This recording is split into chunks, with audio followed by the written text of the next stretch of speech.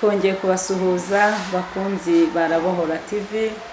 Uyu ni wa mwanya mwiza wo kuganira ku ijambo ry'Imana.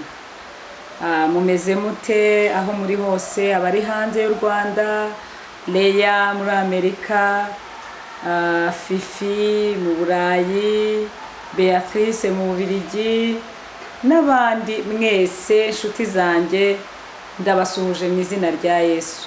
Shuhuje kandi abari Burundi, Uganda, Kongo, Cyangugu, Gisenyi, Nyaruguru. Mwese umugisha w'Imana ubane namwe. Amazina yanjye nitwa Betty Nyiramukiza, nejejwe n'Imana mu mutima wanjye. Nagira ngo tuganire ijambo rimaze iminsi numva rimfasha kandi nawe ryagufasha. Riri muri Zaburi 84 murongo waho wa 6. Haranditse ngo hahirwa umuntu ugufitemo imbaraga, hahirwa abafite mu mitima inzira z'igisiyoni. Iyo banyuze mu gikombe cyitwa Baka, bagihindura ahantu h'amasoko. Imvura y'umuhindo icyambika imigisha, bagenda bagwiza imbaraga. Umuntu wese wo muri bo aboneka mu maso y'Imana Isiyoni. Uwiteka Mana Nyiringabo, umva gusenga kwanjye. Mana ya Yakobo, ntegera ugutwi. Aya magambo ni amagambo yavuzwe na Dawidi. Dawidi yari umwami, Dawidi yakundaga Imana, Dawidi yabaye mu butayu, Dawidi yabaye mu ishyamba. Dawidi rero yaje kwandika iyi Zaburi aho yavugaga ngo hahirwa umuntu ugufitemo imbaraga. Hahirwa umuntu ugufitemo imbaraga, hahirwa abafite mu mutima inzira z'igisiyoni. Dawidi aya magambo yayandikaga yaranyuze mu bintu byinshi, ariko agenda abona ubutabazi bw'Imana. Haleluya. Agenda abona ukuntu Imana igendana nawe, agenda areba imbabazi z'Imana, agenda abona ukuntu imurinze muri icyo gikombe Baka. Arangije arandika ngo bagenda bagwiza imbaraga, umuntu wese wo muri bo aboneka mu maso y'Imana Isiyoni. Reka mbabaze ngo ni iki twakora kugira ngo tuboneke mu maso y'Imana Isiyoni? Iri jambo rirashaka kutwereka ko hari abantu biringiye Imana. Aho Dawidi yavugaga ngo hahirwa umuntu ugufitemo imbaraga, hahirwa umuntu ufite Imana ya Yakobo nk'umutabazi. Aravuga ngo iyo banyuze mu gikombe cyitwa Baka, bagihindura ahantu h'amasoko. Igikombe cyitwa Baka ni iki? Ni ya misozi irushya umutima wawe, ni bya bigeragezo, ni bya byumba wafungiranyemo udashobora kwinjizamo ikintu na kimwe. Uhora wibuka amateka, icyumba cy'ibikomere, icyumba cy'amashimwe, icyumba cy'inzozi. Ugahora utekereza ibintu byakubayeho, ugahora utekereza amateka y'ibyakubase, ukumva ko umutabazi wawe ntawe uhari. Dawidi rero arandika, yari yaraciye mu bintu byinshi. Ubu wakubaza ibintu Imana yakurinze ni byinshi. Niyo uryamye bugaca nta gisimba kikwinjiye mu mazuru, nta kinjiye mu kanwa, buriya naryo nishimye. Hari abantu bajya bavuga ngo nta mashimwe bafite, ariko Bibiliya ijambo ry'Imana irakubwiye ngo hahirwa ugufitemo imbaraga. Ntabwo ijambo ry'Imana rivuga ngo hahirwa ufite amazu menshi, ntabwo rivuga ngo hahirwa uwarunze amafaranga ku makonti menshi, ntabwo bavuga ngo hahirwa abafite imiryango myinshi, nubwo mu isi baba ari abanyehirwe.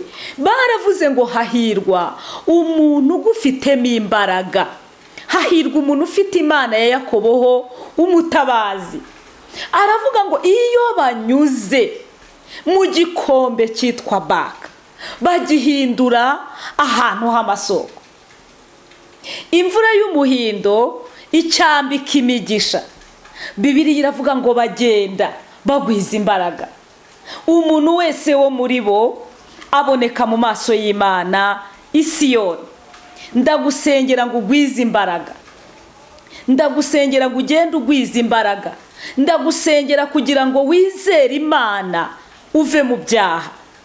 Yobu ari mu bantu nkunda cyane, yanditse igitabo cya Yobu, arandika aravuga ngo nzi yuko ushobora byose kandi nta kibasha kurogoya imigambi yawe yose. Imana iravugana nawe aya magambo muri iri jambo ry'Imana, riravuga ngo Uwiteka Mana Nyiringabo, umva gusenga kwanjye. Mana ya Yakobo, ntegera ugutwi. Mana ngabidukingira, reba witegereze mu maso h'uwo wasize. Imana ishimwe. Ngo kuko umunsi umwe mu bikari byawe uruta iyindi gihumbi ahandi. Nakunda guhagarara ku muryango w'inzu y'Imana yanjye, bindutira kuba mu mahema y'abanyabyaha, bikandutira kuba mu mahema y'abanyabyaha, kuko Uwiteka Imana ari izuba n'ingabo inkingira. Uwiteka azatanga ubuntu n'icyubahiro, ntazagira ikintu cyiza yima abagenda batunganye.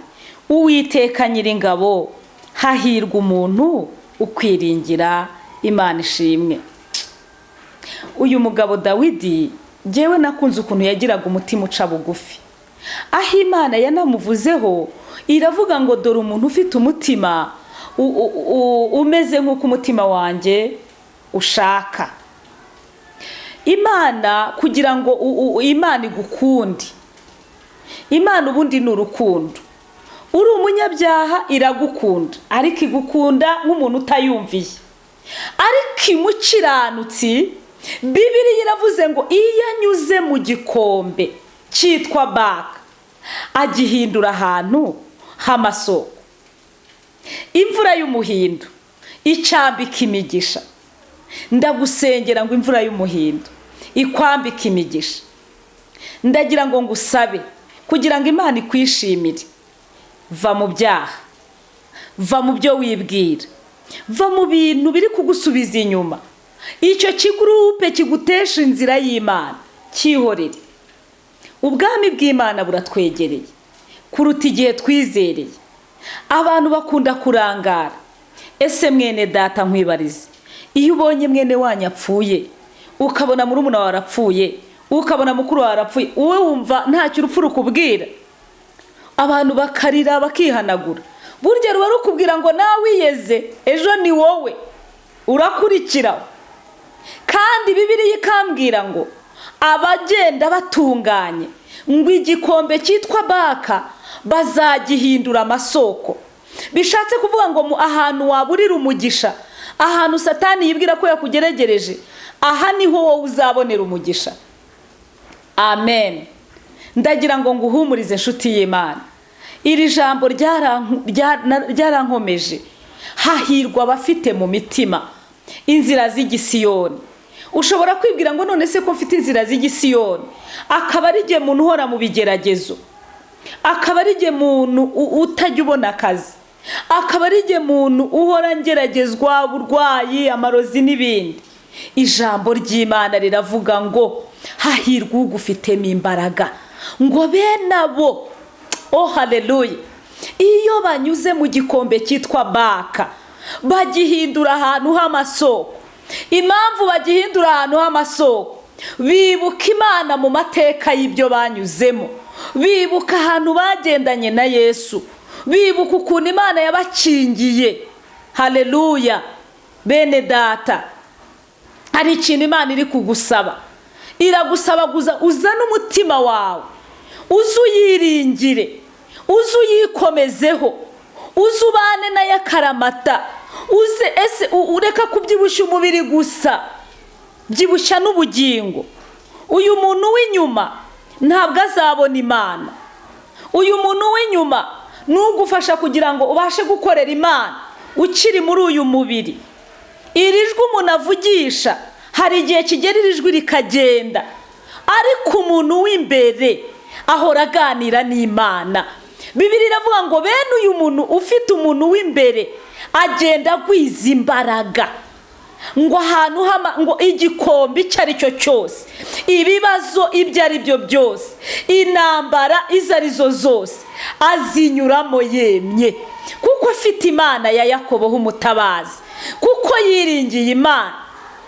Dawidi niwe wanditse aravuga ngo barunamye baragwa, ngo ariko twebwe turahagurutse turema.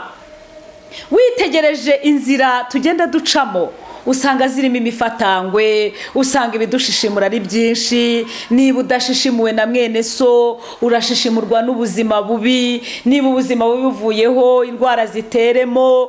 Na bene data b'ibinyoma burya nabo baratugerageza.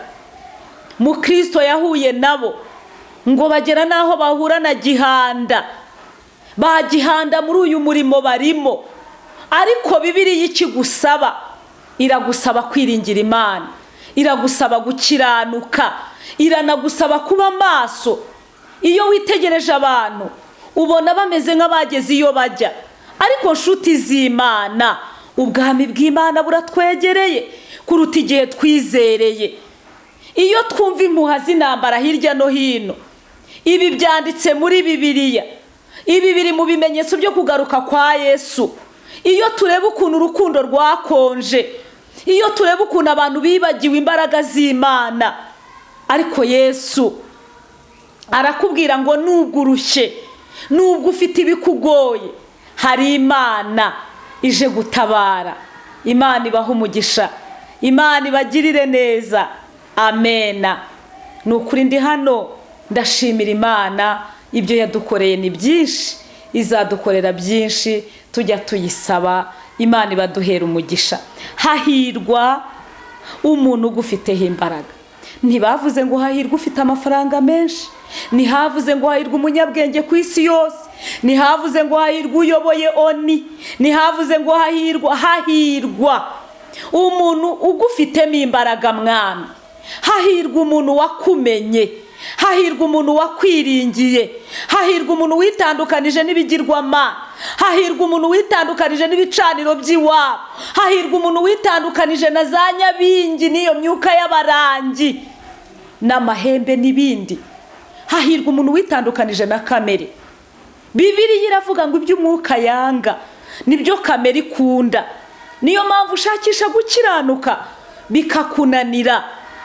Ijambo ry'Imana rikatubwira ngo n'abamarayika ubwabo ijya ibabonamo amafuti, ariko ijambo riravuze ngo nubwo banyura muri icyo gikombe cyitwa baka, abakiranutsi bo bagihindura ahantu h'amasoko, bagenda bagwiza imbaraga. Umuntu wese wo muri bo aboneka mu maso y'Imana i Siyoni. Imana ibaha umugisha. Iri jambo narisomye numva nditinzeho. Hano haravuga ngo kuko umunsi umwe mu bikari byawe uruta iyindi igihumbi ahandi. Umva ukuntu Dawidi yabigereranije. Hari umuririmbyi yavuze ngo njye nakunda kwihagararira gusa ku marembo ku muryango w'inzu y'Imana yanjye, kuko bindutira kuba mu mahema y'abanyabyaha, bikandutira kuba muri kabare nk'inzoga. Haleluya. Uyu muririmbyi ntago tumukomeje, amasaha yatujyanye, ariko yaravuze ngo kuba mu nzu y'Imana umunsi umwe bindutira kuba mu kabari nk'inzoga. Imana ishimwe, Imana ishimwe bene data. Rero mbifuriza ko twazajya tubana muri uyu mwanya w'ijambo ry'Imana, ariko wifuza guhinduka naguha umwanya. Impamvu y'ubu butumwa bwiza ni ukugira ngo niba urushye uruhuke, ni ukugira ngo niba ufite ibyifuzo bikuremereye tugufashe gusenga. Kandi ikindi nababwira, impanda y'Imana iri hafi kuvuga. Abantu urabibabwira bakumva ari ibisanzwe, ariko burya iyo urupfu rwaje impanda yawe iba yageze. Uburindiriye kuzacirwaho iteka. Kugaruka kwa Yesu kuratwegereye. Ijambo ry'Imana riravuga ngo mbese umwana w'umuntu azagaruka kwizera kukiri muri mwe. Imana ibampera umugisha. Nigeze niga Kampala, icyo gihe nigaga muri kaminuza, ariko nasanze hari abantu baba mu mahema y'abanyabyaha koko. Abantu twabanaga harimo abanyamahanga, harimo n'abanyarwanda bakeya. Abanyarwanda bari batarajya iyo benshi kwigayo, wabonaga atari benshi cyane, za 2008 2009. Ariko nza gusanga hari abantu baba mu mahema y'abanyabyaha. Reka mbaho ubuhamya gato. Umuntu arangambanira, umuntu aravuga ati ngiye kumugurisha uyu murokore utazi iyo biva n'iyo bijya, uyu murokore utazi umujyi, utazi Kampala, utazi iki, kaze nkwereke. Arakugendeye koko, apanze n'abanyamahanga, bamuha amafaranga. Kumbe ubwo turagenda, nari inshuti yanjye, nzi ngo ni inshuti yanjye, kandi arimo angambanira. Burya ujye witonda, inshuti nziza ni Yesu. Yesu niwe udahinduka, Yesu niwe utakugambanira, Yesu niwe utakugurisha, kuko ahubwo we yakuguze amaraso y'igiciro cyinshi. Ariko ibintu bibera muri iyi si bene data ni birebire cyane, ni long story. Arangurisha pe, aragenda ati rwose tujye muri restaurant kurya. Turagenda turarya nk'abanyeshuri bari muri kaminuza, cya kigare cy'abanyeshuri bo muri campus. Kumbi yahanye isiri n'umuntu yamuhaye amafaranga, aranamubwira turiya muntu rega ni umurokore, turiya mwana arasenga, yakuriye mu itorero, ni umurokore. Isi ntabwo ayizi neza. Burya bene data abantu baba baravukiye mu miryango y'abakristo, batarigeze bashayisha ngo bamwe kuri ako kayoga, bace muri utwo tubyiniro, bagire gute, barahari batabizi. Nanjye nari muri abo. Nubwo namwe mwabinyuzemo, ariko namwe Yesu yabagiriye n'ubuntu, kandi ngo wababariwe byinshi. Anakunda cyane Yesu. Uzasanga abantu babivuyemo rwose bakijijwe, bakunze Yesu cyane. Nge rero ntabwo ibyo nari mbizi. Jewe ikintu nari nzi cy'ikibazo, nari nzi ko icyaha kiba mu Rwanda ari kimwe, ari abantu bisha abandi. Nkajya mpora nibaza ukuntu Imana yemeye bakica abantu, bakica bene wacu ihari ireba. Nkavuga Yesu ubundi ubwo Mana wabaga hehe? Hari igihe umuntu yibaza ibibazo nk'iby'ubwana, ariko samuha wanabitekereza. Nkavuga n'ubundi Mana kuki wemeye yuko abantu bapfa kuriya? Ubundi Mana wowe waradukundaga. Ibyo nkajya mbyibaza, ukabona ibintu birenze amakuba menshi akomeye. Icyo nicyo cyane nabonaga ko ari cyo kibi. Nabonaga ko icyaha ari ukugambanira umuntu ukamwica, ukanamwica umuziza uko yaremye. Mu by'ukuri icyo ni icyaha satani yateje abantu, kandi cyabaye kibi, kigira n'ingaruka mbi.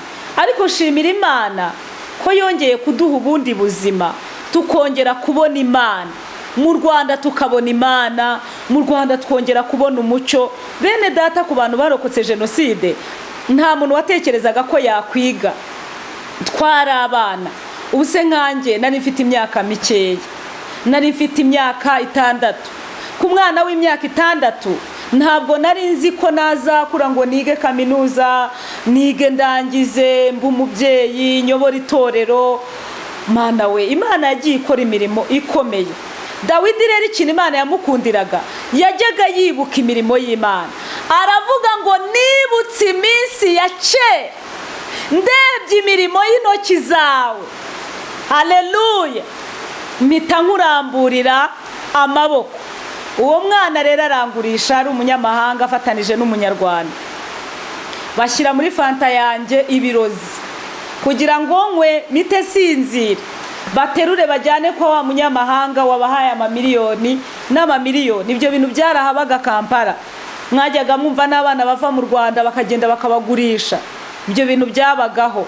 Ariko Yesu w'i Nazareti sanga yanguza amaraso ye. Haleluya. Yesu abaho umugisha mwinshi cyane.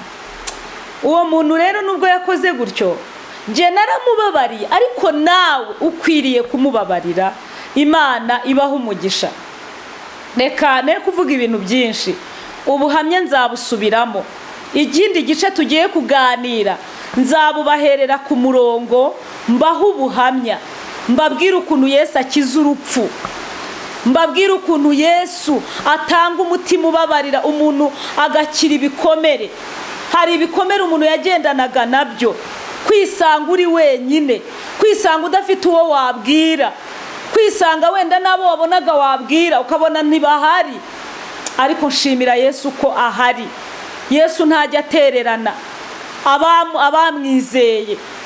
Naganiriye n'umukecuru umwe wapfushije abana bose, asigara ari incike. Arambwira ati mwana wa, ubu ko kurambwira ko Imana ibaho, ubu yabibaho ikanera umubabaro ungana gutya? Ndamubwira nti mama, Yesu ariho, Yesu arakora. Igifite itangiriro gifite n'iherezo. Bene data, witegereje nawe ukakura muri wowe uwo mutima wo kudashima. Ubundi hari ibyumba bibiri bikomeye. Hari icyumba cy'amateka, hakaba n'icyumba, icyo cyumba cy'amateka kibamo n'ibikomere byinshi. Cyumba cy'ibikomere, umuntu akaba afite ahantu yabitse ibikomere. Ukaba warakomerekejwe n'umugabo wawe, ukaba udashobora kumubabarira. Cyangwa se ugakomeretswa n'umugore wawe, ukumva utamubabarira. Ariko urebye imbabazi Yesu yakugiriye, nawe wababarira abandi. Hari ibikomere by'ubuzima ugasanga wabayeho wanzwe, wenda uvuka muri zanda zitateganijwe, ukabura aho wisanga, ukabura uwo ubwira, ukumva urakariye n'ababyeyi. Ibikomere bijya bitera n'abana kujya kwica ababyeyi babo, abana bakica ababyeyi, n'ababyeyi bakica abana. Iyo ni iminsi y'imperuka. Ariko reka mbarangire umuti w'ibikomere. Genda usuka amaganya yawe imbere y'Imana. Haleluya! Genda umubwire byose. Umunsi nakira Yesu, umunsi mpinduka mu mico, ngahinduka mu ngeso. Hari igihe umuntu aba ari ingeso nziza akibwira ko akijijwe, ariko hari ibyo gukizwa birahari.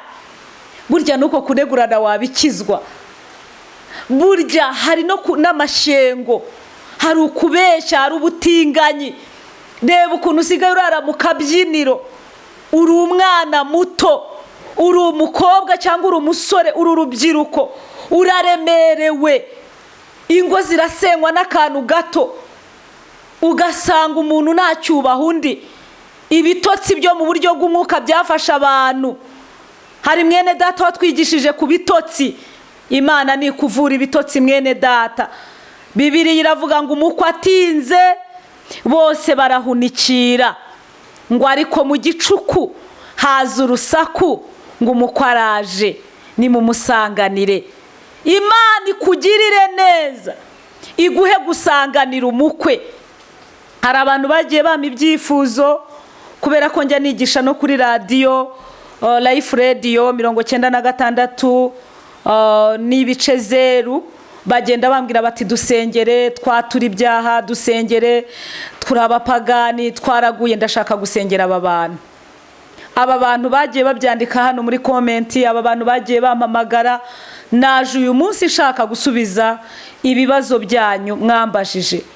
Hari uwambajije ngo ese ko mba numva umubiri undembeje, ubundi nsambanye ngahita mbireka burundu, hari icyo bitwaye? Reka muhe igisubizo.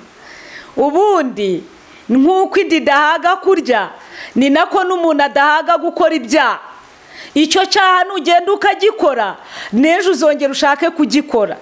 Imana ibagirire neza. Excuse me. Ndagira ngo mbasengere rero. Icyaguhesha amahoro nuko wanesha kamere. Nubwo bangambaniye muri icyo gihugu cya Uganda aho nigaga, bakangurisha, naje kujya kubwiriza mu iteraniro. Sanga wa munyamahanga watanze amafaranga aratura, mbwiriza ijambo ry'Imana rivuga ngo umuntu wese, yaba aciriritse, yaba ari umukire, yaba ari umukene, Yesu yamumeneye amaraso, Yesu aramukunda. Ndavuga ni rero Yesu yatuguza amaraso y'igiciro, nta kindi kintu cyatugura. Wa muririmbyi yavuze ngo yanguze amaraso ye, arankunda bihebuje, ngo uwo wera ntahinduka. Yesu ashimwe cyane. Arangije aratura, aratura avuga uko byagenze, avuga ukuntu bamuhaye n'amafoto, bamuha amafoto ngo azajye no mu barozi ashike, akoresha imbaraga zose. Ariko nasanze Yesu arahambaye, Yesu azi kuturinda, arabivuga byose n'ibyo ntarinzi. Uwo muntu yari yangambaniye azi ko bazananyicirayo, azi ko mu mahanga ni amahanga, ntabwo rwose bimeze nko mu Rwanda. Ushobora gukora agisida bagakururira munsi y'umuhanda bakigendera, ariko muzarebe mu Rwanda inzego z'umutekano ziba zahageze bakadusigasira, bagakora byose. Bene data, ndabasabira umugisha mwese, Imana izabagirire neza. Uwiteka yabaguze amaraso azakomeza kubarinda, Imana ibaha umugisha. Mwami Imana yacu, izina ryawe ni umunara muremure, humugisha umuntu wese uzakorera Imana, uzumvira ijambo rikamufasha, akumva ubu buhamya ntatinye. Uzamushyigikire mu izina rya Yesu, ahindukire ave mu byaha, ahubwo akurikire Yesu. Turagushimiye kubyumvise mu izina rya Yesu, amen. Ibyo byose nubwo byaba byaragukomerekeje, twagufasha, Imana ikagenda ikomora ibyo bikomere. Uwo muntu nubwo yakoze ibyo byose naramumenye kandi ndamubabarira, turaganira. Buriya dukwiye kubabarirana, niwo muti. Imana ibaha umugisha. Nagira ngo rero mbashishikarize ko mwakora subscribe, share na like na comment. Muba mudushyigikiye, kandi ukudushyigikira tubasaba ni ugukwirakwiza ubutumwa bwiza, nta zindi nyungu tubifitemo twebwe. Iyo twamamaje ubutumwa niyo nyungu yacu y'ukuri, ko niko kuri ku mutima. Umwami Imana bashoboze, icyo umwuka azagushoboza uzagikore nawe, niko Yesu yivugiye. Imana ibaha umugisha. Shalom.